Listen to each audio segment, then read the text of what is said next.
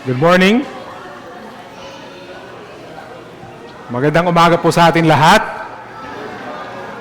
Nakakatuwa uling maka-join sa inyong fellowship this morning. At ganda rin ang bagong setup. Kasi last time na nandito ako, wala pa yung LED wall. At sabi ko kay Elder Joey, nakaka-inspire. Parang gusto ko rin ganyan sa new building namin. So, kilala niya daw yung supplier. Anyway, patuloy po tayo sa series on the book of Mark.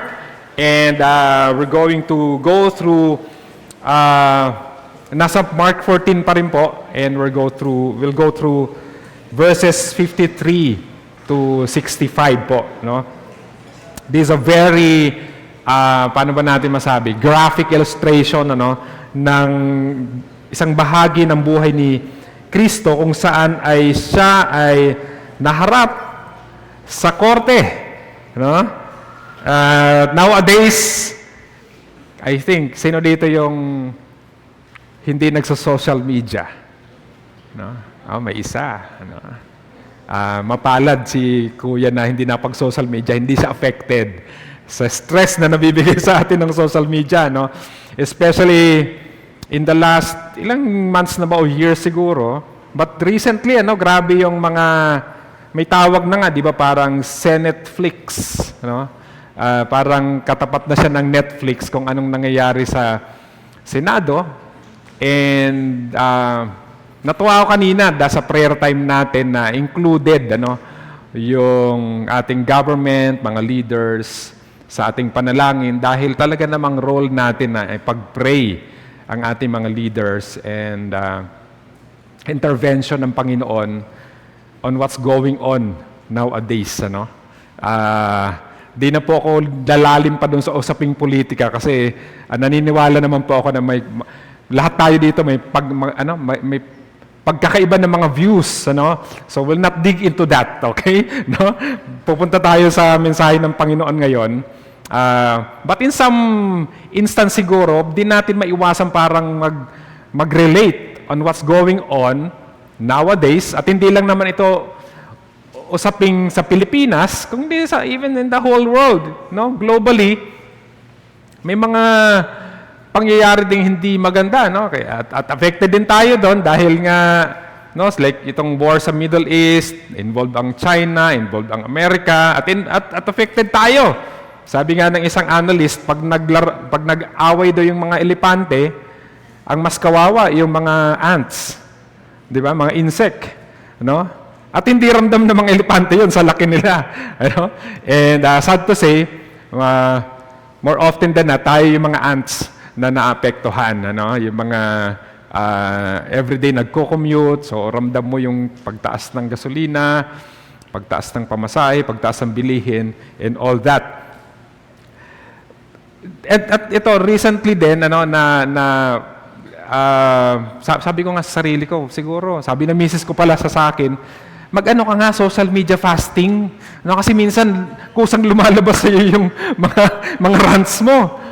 And there was this one time na parang di ako nakapigil, nakapag-post ako ng parang impulsively at kinall out ako ng sister ko. Sister ko nasa Armenia.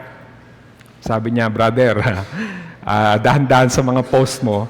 Remember, you're a pastor. Sabi niya, you're a pastor and people may misinterpret your post. Sabi niya, kasi, di ba, minsan ang hirap na pag nag-post ka, tapos may misinterpret, ngayon magde-defend ka ngayon. Paano mo ngayon i-justify, di ba, yung pinost mo? But anyway, because of all this controversy nga, na naranasan natin, na kapag may kontrobersya, usap-usapan yan sa social media, kung active ka sa social media, talagang may balitaktakan dyan. Even sa family, I have two sons, one is 21, one is 20, and yung isa 15, At hindi, sa isang linggo na pag kumakain kami sa hapagkainan, sa isang linggo, walang mintis na may mapag-uusapan tungkol sa nangyayari sa bansa natin at sa leaders natin. At Sabi ko nga sa anak ko, ito, botante ka na din, ma-experience mo na kung paano maging part ng society na ginagalawan, paano maging isang responsabling mamamayan ng Pilipinas. And of course, kahit saan ka magpunta, siguro kung sa parlor, sa mga kababaihan, o sa barbero, sa mga kalalakihan, naging topic din yan, mga kaso, mga courtroom. Sino dito mahilig sa mga courtroom drama? Ayan. Dati, ang di ko makakalimutan nung college ako, yung sa Jack Nicholson. Sabi niya, you know the truth. You can't handle the truth. Anong movie yun? Sa college days na 90s yan, okay? So, hanapin nyo na lang po kung saan nag-trending yung line na yan ni Jack Nicholson. So, aminin natin o hindi, madalas po, wala pa man yung formal na hatol, meron tayong sariling interpretation. And most of the time, may mga research din tayo, sarili nating version of research, sa mga different cases, different scenarios, different situation. So wala pa yung formal talaga na hatol ng court. Yung hustisya na ang nagawad is parang nauuna tayo sa mga proper court, kung tawagin, ay, ganito talaga yan. Kasi nag-research ako, ganito yan. So, nahatulang kaagad natin. Na-judge kaagad natin based sa sarili nating version of research, So, meron din tayo mga citation kung saan natin kinu-quote. The problem is, yung kabilang version, meron din. So, paano natin pagtatagpiin yon? Di ba? And minsan, sad to say, some people would make their judgment out of the unverified sources, okay? Or out of, anong tawag nito? Cut version ng mga videos, something like that. At doon na sila nagbe-base. At di ko alam kung nagagamit pa tong terminology na ito, pero nung high school din ako, naririnig ko to palagi sa tatay ko. Kasi ang tatay ko, very sports, oriented. Coach sa boxing, sa volleyball, sa chess, naglalaro siya, practitioner siya. At minsan, uuwi siyang frustrated. O bakit?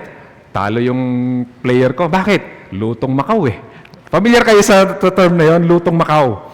Ibig sabihin po ng Lutong Macau, sa hindi nakakaalam, sa hindi umabot doon sa na yan, pag sinabi mong Lutong Macau, yung di pa nagsisimula ang laban, may panalo na. Decided na. And minsan nandun tayo sa ganong situation din na parang we see the situation as parang, Lutong Macau, hayaan na lang natin. Life must go on. Let's move on na lang. Move forward na lang tayo. Hayaan na natin sila dyan. At wala na tayong pakialam. Or minsan tayo nagkukos ng Lutong Macau. Tayo nagsabi, ganun talaga yan. Ganun talaga. Kumbaga, parang fix na yan. Or rigged na yan. So, looking at Mark 15, dito sa ating text, text natin ngayon, makikita natin na si Jesus po, dumaan sa isang matinding, parang Lutong Macau, lutong hatol. He was already judged in this particular scenario. Of course, He is the King of Kings. Kanina, we worship the Lord Jesus Christ. He is worthy. He is the King of Kings. Pero, hinarap niya yung pinaka-corrupt. During the time, pinaka-corrupt at pinaka-hindi patas na paglilitis sa kasaysayan ng tao. Now, here are important scenarios that we can observe from the passage. Bisitahin natin yung Mark.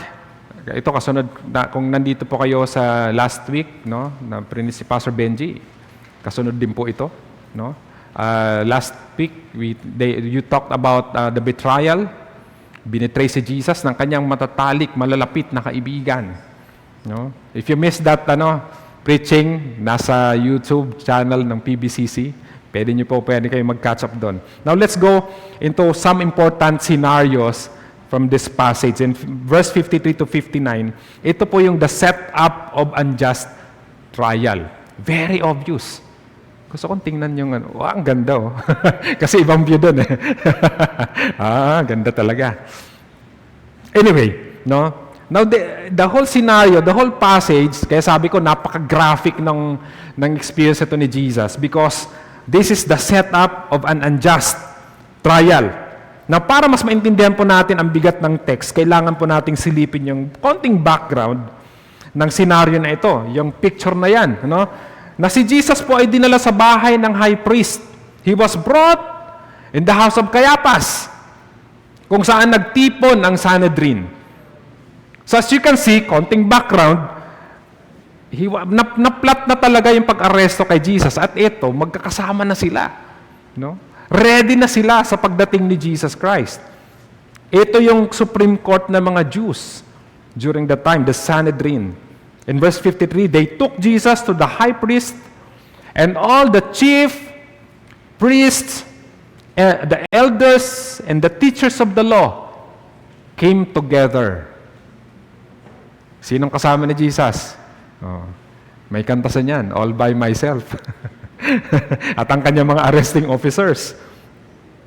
Now, ayon mismo sa batas ng Hudyo, the Mishnah, bawal pong maglitis ng kasong may parusang kamatayan paggabi. Okay? Bawal din maglitis sa mismong bahay ng high priest. At bawal na bawal maghatol sa mismong araw ng paglilitis.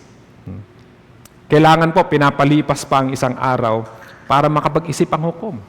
Right there and then, hindi nila pwedeng gawin, mag-judge. No? Kailangan pang may time sila to convene again and to decide kung anong hatol nila. Pero anong ginawa nila kay Jesus? Nilitis siya sa madaling araw. And not only that, ginalugad po nila ang buong Jerusalem. Ito, nag-effort. Sabi ko, believe din ako sa mga to. Nag-effort din talaga sila. No? You know, minsan, tayo mga mananampalataya sa Panginoon, no? Tingnan mo ang katabi mo, di ba? Mabuting tao yan, yung katabi mo. No? And of course, expected tayo that we make plans, no? Good plans. Good objective. You know? Pero alam nyo, yung masasamang tao, may galing din nila magplano. Di ba? Sabi nga ng iba, mas matindi daw sila magplano, talagang thorough eh. Eto, nagplano din sila, may ginawa din silang scheme, ginalugad nila yung buong Jerusalem para maghanap ng false witnesses. Mga sinungaling na witnesses. In verse 55 to 56, the chief priest and the whole Sanhedrin were looking for evidence against Jesus so that they could put him to death. But they did not find any. Ito na 56. Many testified falsely against him. But their statements did not agree. Kahit galing nila magplano, no, hindi nagtutugma. Iba sinasabing version nito, ni witness number 1, ni number 2, witness number 2, 3, 4, and so on and so forth, mukhang din nagtutugma. No? Kasi naman ng panahon, in fairness, wala pang messenger nun. Hindi sila nakapag-meeting. Brad, ito sabihin mo Pag ito tanong, ito sagot natin. No? Wala silang messenger. Yan ang problema nila. Di ko alam kung bayaran to. May mga maleta din ba to? Or ewan ko, wala naman sinabi, no? Pero,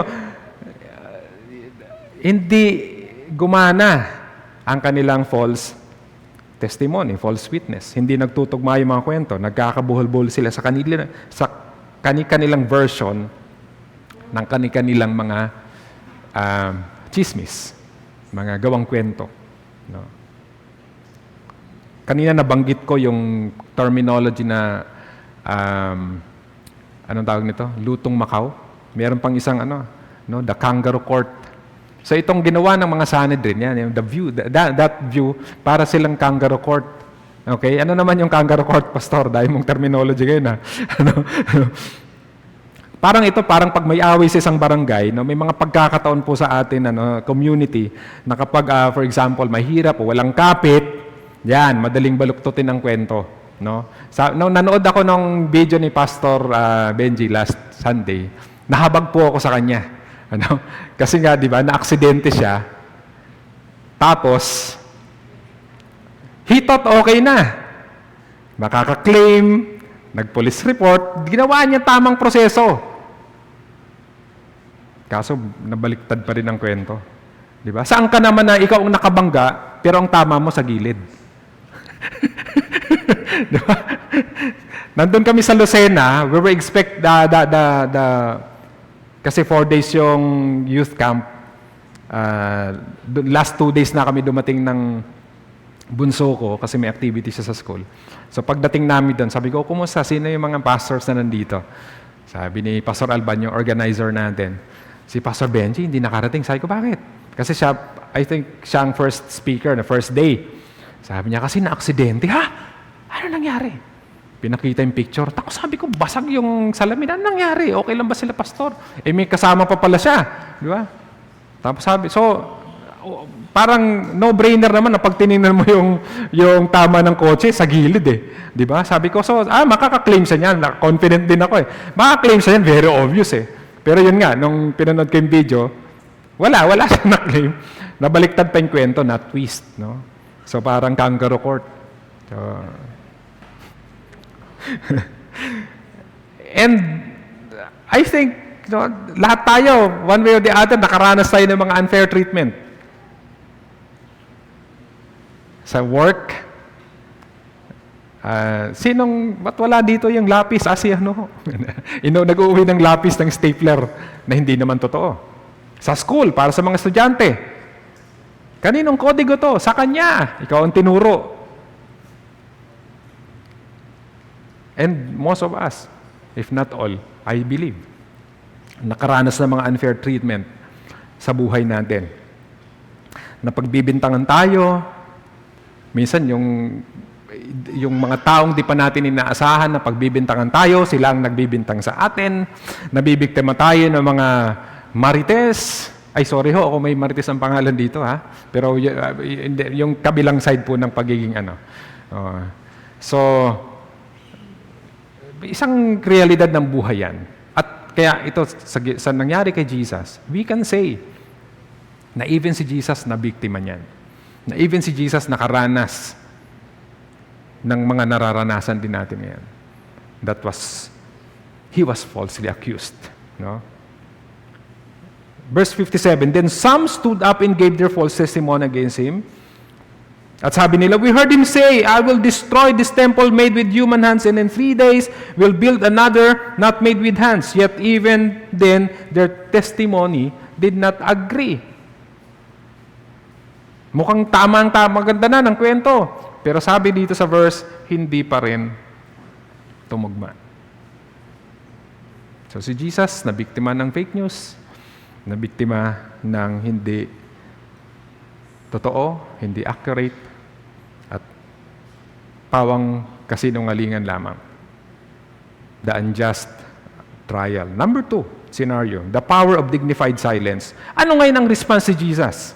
In verse 60 to 61, then the high priest stood up before them, siguro sa tingin niya, sige, ako na nga lang, tatayo. No, ito mga witness na ito, hindi naman nag-coordinate. Hindi nagkakasundo ang kanilang kwento. So then the high priest stood up before them and asked Jesus, are you not going to answer? Kasi, siguro, sa dami ng sinabi ng mga witnesses, mga false witnesses na ito, si Jesus nakatayo lang. No reaction. No response.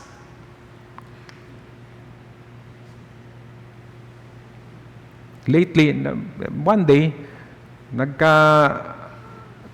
kinumpronta ko anak ko, may hindi siya nagawang tama. Tapos, pinakaayaw na ayaw ko, yung magsha-shutdown. Di ba? Yung, andain mo na sinabi, tapos, sabi ko, yung high priest na inip. No?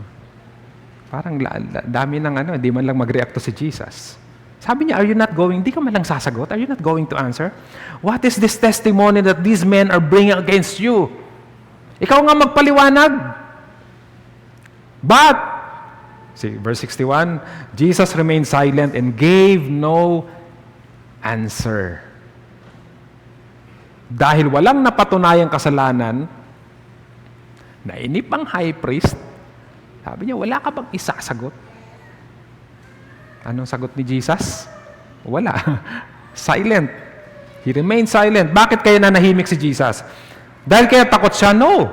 Hindi dahil takot siya, kundi dahil alam niyang walang saysay makipagtalo sa mga taong sarado na ang utak at may agenda na.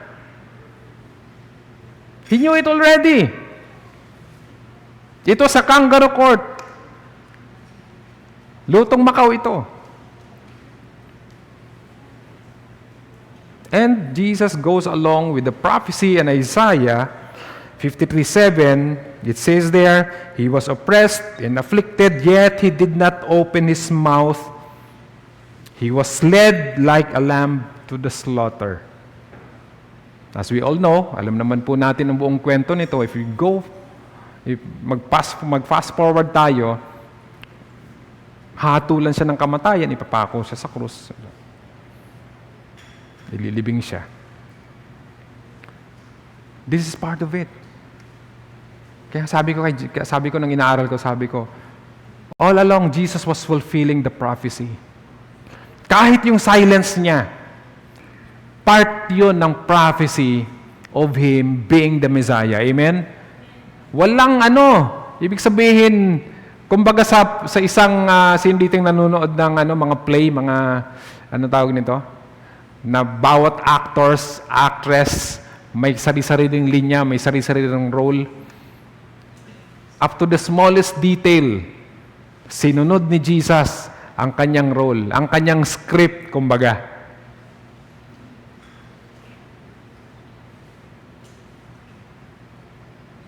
Sa atin kaya, mga kapatid, kung merong nag-accuse sa'yo, false accusation, at alam mo talaga, di ba sa atin, sa kultura natin, kapag inapi tayo, pag pinagchismisan tayo, anong unang reaction natin? Di ba? Umamin. Bilis natin pumatol. Bilis natin rumesbak, di ba? Gusto natin mag-post agad sa Facebook ng mahabang parinig. There are some people I know na confrontative. May mga taong gano'n, talagang pupuntahan. Sister, kausapin nga kita. Brother, kausapin nga kita. Pero, marami ding tao na tahaging. Tapos post, walang pangalan at sasabihin mo, sana mabasa niya. Ang problema, maraming tao ng ibang nagbasa din. Yan ang problema niyan. Tapos, ang iba, kaya makipag-away sa comment section para lang i-defend ang kanilang sarili.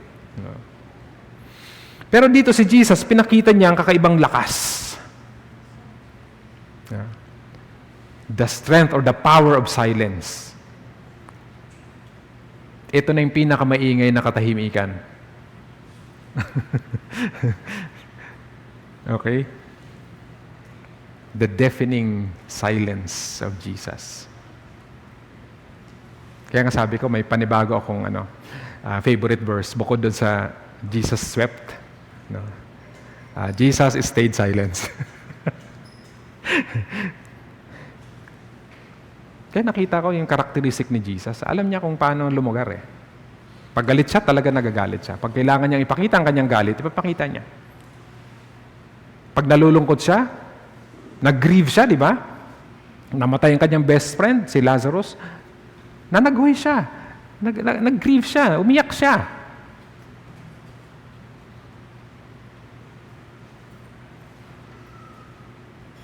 Pero nasa lugar. Kaya nung kinakailangan manahimik, nanahimik siya. The power or the strength of silence. Alam niya ang kanyang pagkatao kasi. Alam niya yung character niya, mga kapatid. Ito yung magpapatunay kung sino siya. Hindi ang kanyang sa tingin ng karap niya ng korte, ay talo siya. Hindi yun ang magde-define sa kanya. Silence is not always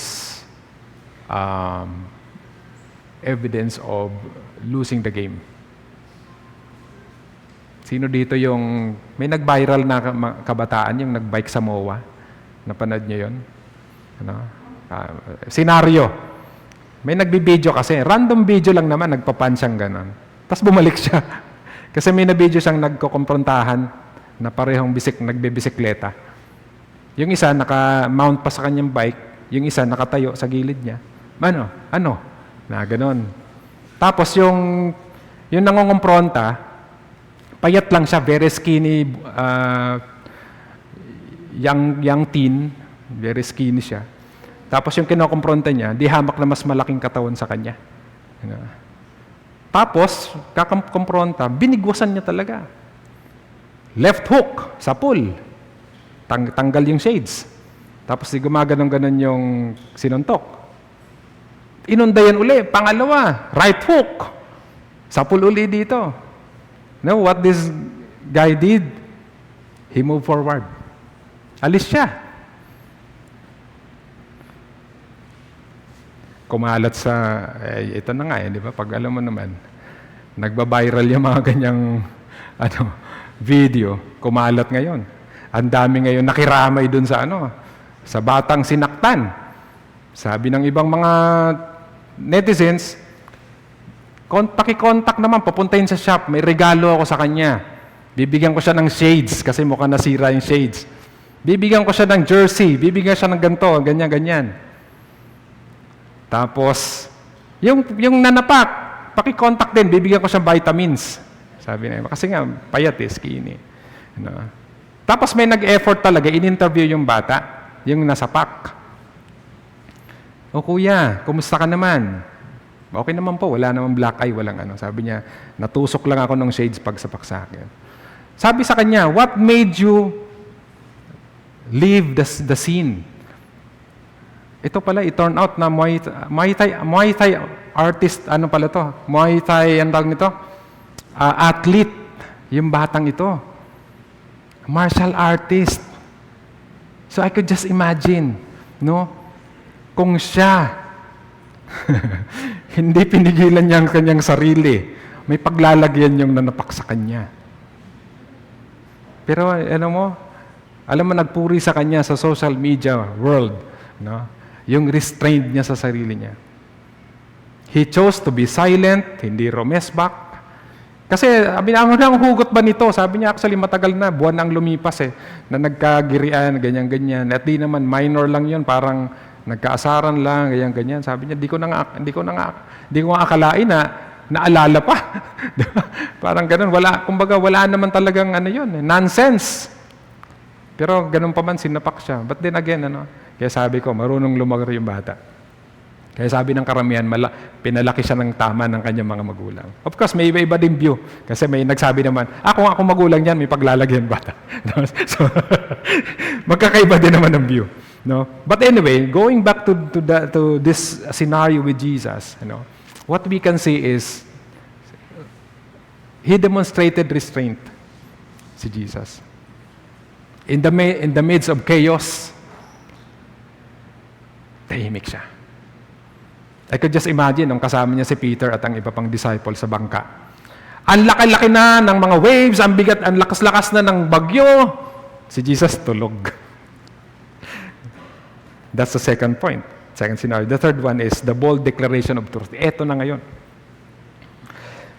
Kaya sabi ko sa inyo, alam ni Jesus kung saan mananahimik, alam niya rin kung saan magsasalita. Tinanong siya ng high priest, point blank, are you the Messiah, the Son of the Blessed One? Dito na po sumagot si Jesus. In a very short reply. Ano sabi niya? I am. Ako nga. Ikaw ba ang Messiah? The Son of the Blessed One. Ano sagot ni Jesus? I am. So hindi lang niya sinabing siyang Mesias, binitawan niya yung mga salita galing sa Daniel 7:13. Again, in consistency with the whole agenda of God, fulfilling the prophecy. Yan si Jesus. At saka yung sa Psalm 110:1, "And you will see the Son of Man sitting at the right hand of the Mighty One and coming on the clouds of heaven." Dito ini-introduce, tinatanggap na or ina-admit na ni Jesus na siya talaga ang Messiah. In just few hours, ihahatid siya sa krus, ipapako, mamamatay, ililibing, and in 3 days, mabubuhay muli. The fulfillment of the prophecy of the great declaration that Jesus indeed is the Messiah, the Savior. So grabe ang tapang ni Jesus dito.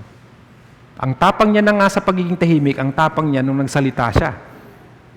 Nang 2 words lang, I am. Sinasabi niya sa mga mapang-aping leader na ito, ngayon, kayo ang nakaupo sa pwesto ng judge, at ako nakatayo bilang accused, pero darating ang araw, mababaliktad ang mundo, dahil ako na ang upo bilang judge, at kayo na yung nasa harapan ko. With just a very short reply, anong reaction ng high priest? Hinati niya ang kanyang robe. You know, the significance of this, yung robe, it is considered parang a sacred robe. Only the high priest can wear that. Hindi yan ordinaryong damit na nabibili mo sa department store. Pero sa kanyang galit at sa kanyang pagka-shock, indeed, this guy in front of me is the Messiah.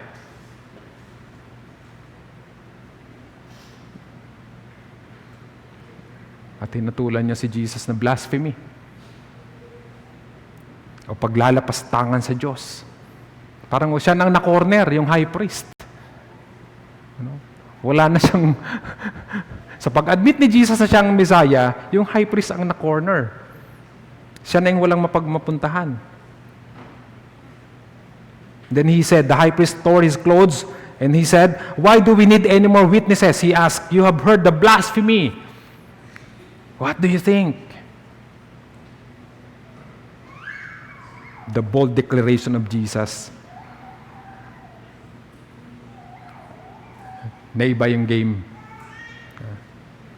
And then, anong next page nun, mga kapatid? In verse 65. Verse 65. The endurance of mockery and scorn. Ito na. Again, pag binasa mo to at di mo alam yung kasunod na mangyayari at kung para saan ito, maaawa tayo kay Jesus eh. Di ba? Siya yung victim dito. Pag tinignan natin. Because ito, pinakamasakit na bahagi dito. Then some began to spit on him, dinuraan siya, piniringan siya, they blindfolded him, struck him with their fists, and said, "Prophesy!" In other version, sabi doon, pagsuntok sa kanya, "Mag-prophesy ka! Ituro mo kung sinong nanuntok sa'yo." And the guards took him and beat him. Gusto nilang palabasin na peke si Jesus. Ginawa nilang katatawanan ang kanyang pagiging propeta at hari.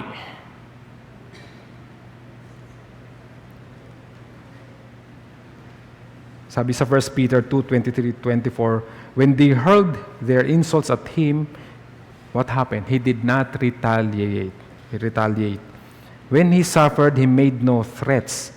Instead, he entrusted himself to him who judges justly. He himself bore our sins in his body on the cross so that we might die to sins and live for righteousness. Quoted from Isaiah, by his wounds we are healed. If you look at the scenario, plain and simple, kawawa talaga si Jesus. Bugbog sarado, ininsulto, at lahat ng... Pero again, sinusunod niya yung kanyang role. Sabi nga ng iba, di ba? Sa laki ng katawan ni Jesus, dahil karpintero siya, batak siya, hindi pwedeng wala siyang maitutumba kahit isa o dalawang guards na nagtutorture sa kanya. But he did not retaliate. Hindi siya nanlaban. Hindi siya pumalag. Paano ito magiging relatable sa buhay natin ngayon. Living in a judgmental world, mga kapatid. Because I believe, despite of living right now in a very judgmental world, we can still enjoy God's justice or God's righteousness. And we are part of it. Tayo po mga asin at ilaw ng Panginoon, tayo mananampalataya, ay kumbaga ahente ng Panginoon para maisapamuhay natin ang righteousness ng Panginoon. So in the world full of unfairness, sino dito hindi nakaranas ng unfairness? Di ba? Lahat tayo, nakaranas tayo ng unfairness sa buhay. Hindi patas. So in this world of unfairness, ito yung mga challenge natin na pwedeng, or mga challenge sa atin na kailangan nating tayuan, mga kapatid. Number 1, do not retaliate. Okay? Sabi sa Romans 12:19, do not take revenge. Do not take revenge, my dear friends, but leave room for God's wrath. For it is written, it is mine to avenge. I will repay, says the Lord. Tingnan mo nga ang katabi mo, sabi mo sa kanya, do not retaliate. Pastor, ako na yung inapi. Ako na yung siniraan. Ako na... Sometimes, di ba, we can look at it as, ano yun? Madaling sabihin, mahirap gawin. So kung ikaw po, kung tayo po ay biktima ng politics o office o favoritism, sa school, sa office, o even sa family, o kaya ay nasira yung pangalan natin dahil sa mga maling paratang, one truth based on this passage, nakakaunawa po si Jesus dahil siya mismo nakaranas nito. Alam niya po ang pakiramdam ng mabiktima ng unfair treatment. He can relate to us. Kaya huwag tayong maghiganti. Ipagkatiwala po natin ang hustisya sa Panginoon na na nakakakita ng lahat. Wala namang hidden sa Kanya, walang lihim sa Kanya.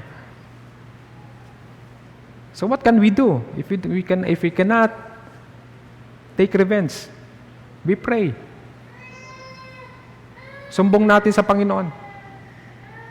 Again, let me quote, sabi ni Pastor Benji, nung na-twist ang kwento, pati pulis, sabi ng pulis, wala tayong magagawa dyan. Ano sabi ni Pastor Benji? Pinapasa Diyos ko na lang.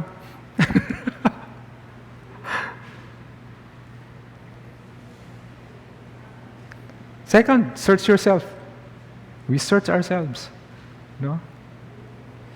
Sabi sa Matthew 7:12, so in everything do to others what you would have them do to you. For this sums up the law and the prophets. Tayo din pala, mga kapatid, ay may responsibilidad din na maging patas o fair sa kapwa natin. Dahil may tendency din tayo maging unfair. Tama, mali. Di ba? May tendency din tayo maging unfair sa kapwa natin. Kaya dapat nire-remind natin ang sarili natin, ops, teka, lumalagpas na ba ako sa linya? Fair pa ba ako o naging unfair na ako? Kasi baka mamaya yung ayaw kong maranasan ay naipaparanas ko pala sa iba. So we must, regularly check ourselves. Ano nang ginagawa natin sa kapwa natin? Minsan mabilis tayo ma-accuse ng iba based sa sabi-sabi. Madalas din tayo maging judgmental sa mga taong nagkakamali. Kaya, anong reminder sa atin with this? Bago tayo magbato o magsalita against other people, tingnan natin muna ang sarili natin. Alalahanin po natin kung paano sinaktan ng mga maling salita ang ating Panginoon at tatanong natin sa sarili natin, baka isa pala ako doon. No? Baka nagiging Sanhedrin ako, nagiging Roman soldiers ako, nagiging high priest ako, nagiging false witness ako. Di po ba? Kaya pag medyo natitempt na tayo, the best thing to do is back off muna. Tapos, di ba? Hanap ka muna ng ants, bilang ka, 1, 2, di ba? And then we pray, Lord, anong gagawin ko? Tempt na ako eh. And I believe, hindi tayo pababayaan ng Panginoon. God would give us wisdom. The Holy Spirit will, lead us into being more compassionate, be more loving, be more merciful, be forgiving. Di ba?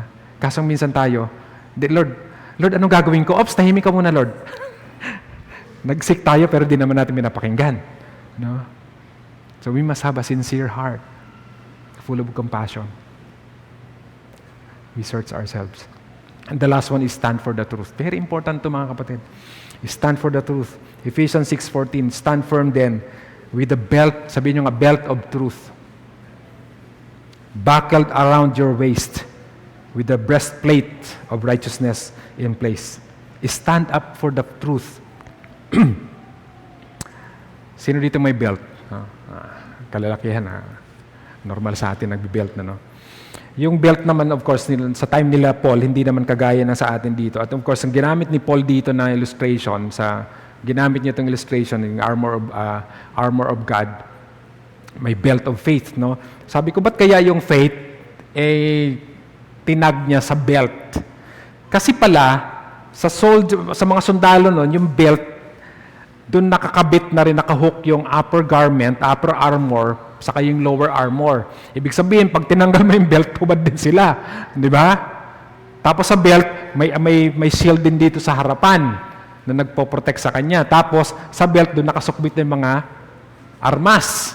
So kung just imagine, kung wala yung belt, di ka pwedeng pumuntang laban, kapatid.